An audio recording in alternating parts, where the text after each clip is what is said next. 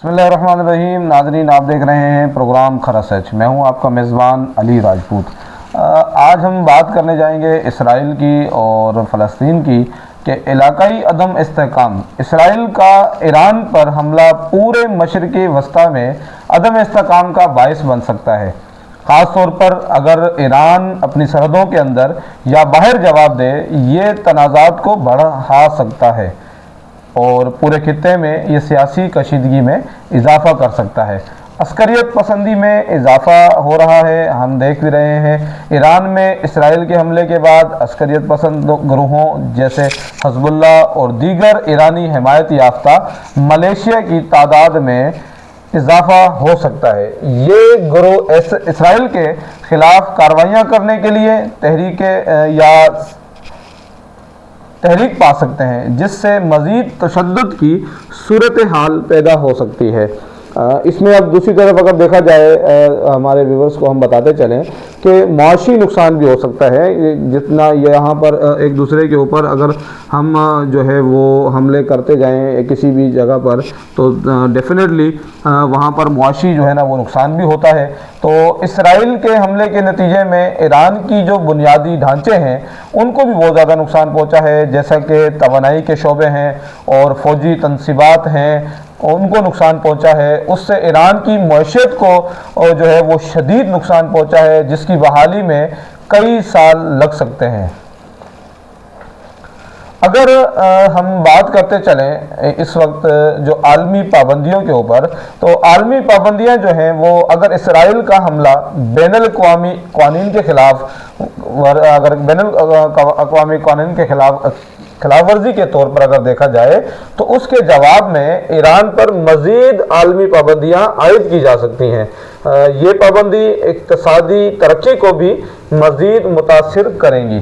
ख़ास तौर पर इन शोबों में जो पहले ही पाबंदियों से मुतासिर हैं, इसमें हम ये बात करें कि ऑलरेडी अगर हम देखा जाए तो इसराइल का जो हमला बैनुल-अक़वामी क़वानीन के ख़िलाफ़ हुआ, वो मतलब वो बैनुल-अक़वामी क़वानीन के ख़िलाफ़ वर्जी में भी देखा जा सकता है कि उसको उन शोबों पर भी जो है ना वो मज़ीद जो है ना वो मुतासिर करेंगी।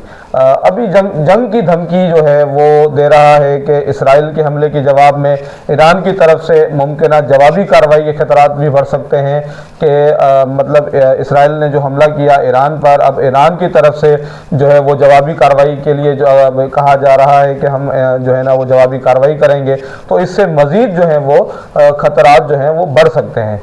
ये हमले न सिर्फ ईरान तक महदूद होंगे, बल्कि दीगर ममालिक जैसे कि लेबनान, शाम में भी मुमकिन तसादुम की सूरत हाल पैदा कर सकते हैं।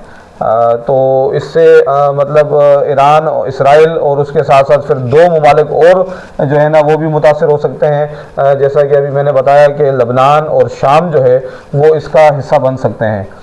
इसराइल की कार्रवाई के बाद दीगर अरब ममालिक जो हैं वो ख़ुसूसन वो ममालिक जो ईरान के मुखालिफ हैं, ईरानी हिमायत का मुज़ाहरा कर सकते हैं। ये एक मुत्तहिदा अरब महाज़ बना सकता है, जिसका मकसद इसराइल की कार्रवाइयों को जवाब देना होगा। इस हमले के बाद मुमकिन तौर पर बैनुल-अक़वामी सतह पर नई मुज़ाकरात की ज़रूरत पेश आ सकती है, ताकि कशीदगी को कम किया जा सके। आलमी ताकतें जैसे कि अमेरिका और यूरोपीय यूनियन मुमकिन तौर पर एक नए मुआहदे की तलाश करेंगी। अब हम अगर बात करते चलें कि इंसानी जानों का नुकसान कितना हुआ, इसराइल ने जो है ईरान के ऊपर अटैक किया और ईरान ने जो है वो इसराइल के ऊपर अटैक किया, तो इनमें इंसानी जानों का नुकसान क्या हुआ। हमले के नतीजे में बेगुनाह शहरियों की जानों को जो है ना वो नुकसान हुआ, जो है ना शहरियों की जानों को जो है ना वो शदीद जो है मतलब नुकसान पहुँचा, जो इंसानी बहरान की सूरत हाल पैदा कर सकता है। इससे अवामी सतह पर एहतजाज और आलमी इंसानी हकूक़ की तंजीमों की मुदाखलत भी हो सकती है। तो नाज़रीन, हम ये आपको बताते चलें कि ये जो इनके इसराइल और ईरान के बीच ये जो जंग चल रही है और ये जो हमला कशी जो चल रही है, इसमें इंसानी जानों को बहुत ज़्यादा नुकसान पहुंचा है और इससे जो है वो काफ़ी जो है ना बड़ा जो मतलब आगे भी चल के अगर ये चीज़ें ना रुकी تو مزید جو ہے نا وہ جانوں کو نقصان پہنچ سکتا ہے۔ اس کے ساتھ ساتھ اگر ہم بات کرتے چلیں سیکیورٹی خطرات کی، تو اس میں اسرائیل کے حملے کے بعد خود اسرائیل کے اندر بھی سیکیورٹی خطرات بڑھ سکتے ہیں۔ ایران کے پاس اس کے جواب میں جوابی کارروائی کرنے کے لیے فوجی وسائل ہیں جو اسرائیل کے شہریوں کے لیے خطرہ بن سکتے ہیں۔ مطلب جو ہے نا ایران بھی اپنا جو ہے وہ اس طاقت رکھتا ہے کہ وہ جواب دے اس کا جو اسرائیل کے حملے کا، اور بھرپور طریقے سے اگر وہ جواب دیتا ہے تو اسرائیل کے شہریوں کے لیے بھی وہ خطرہ کن ثابت ہو سکتا ہے۔ اب ناظرین ہم بات کرتے چلیں کہ عالمی رائے عامہ جو ہے وہ عالمی رائے کیا کہتی ہے کہ عالمی سطح پر اسرائیل کے حملے کی مخالفت بڑھ سکتی ہے، اس سے اس کی بین الاقوامی حیثیت بھی متاثر ہو سکتی ہے۔ عوامی رائے اور انسانی حقوق گروہ اس کارروائی کی مذمت کر سکتے ہیں، جس سے اسرائیل کو عالمی برادری میں تنہائی کا سامنا کرنا پڑ سکتا ہے۔